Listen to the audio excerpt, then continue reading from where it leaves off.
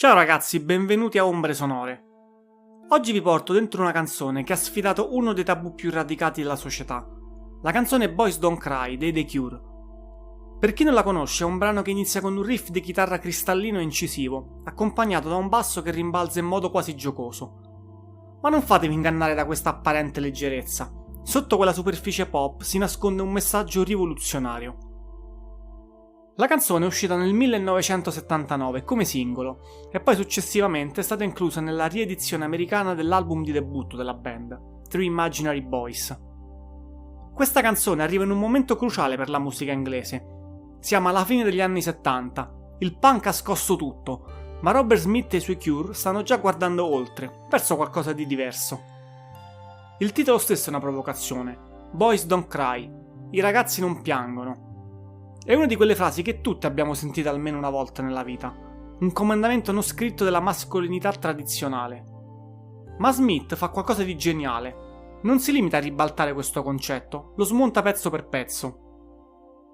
La canzone parla di un ragazzo che ha perso la persona che ama e sta cercando disperatamente di trattenere le lacrime, di essere forte, di rispettare quel codice non scritto che gli impone di non mostrare vulnerabilità. Ma più cerca di resistere, più il dolore diventa insostenibile. Quello che rende questa canzone così potente è che Smith non predica, non fa la morale. Racconta semplicemente una storia umana, universale, usando una melodia che ti entra in testa e non se ne va più. È pop perfetto, ma con un messaggio sovversivo nascosto dietro.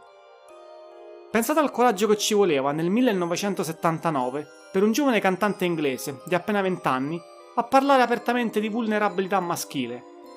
Era un'epoca in cui il rock era ancora dominato da figure ipermascoline e arriva questo ragazzo magro con i capelli spettinati che dice: «Ehi, anche i maschi soffrono, anche noi abbiamo il diritto di essere fragili». Anche musicalmente i Cure fanno una scelta intelligentissima.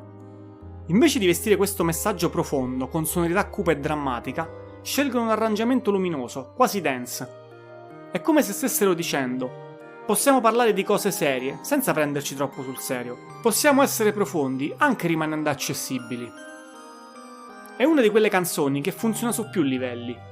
Puoi ballarci sopra senza pensare, oppure puoi scavare nei suoi significati e trovarci riflessioni che sono ancora incredibilmente attuali.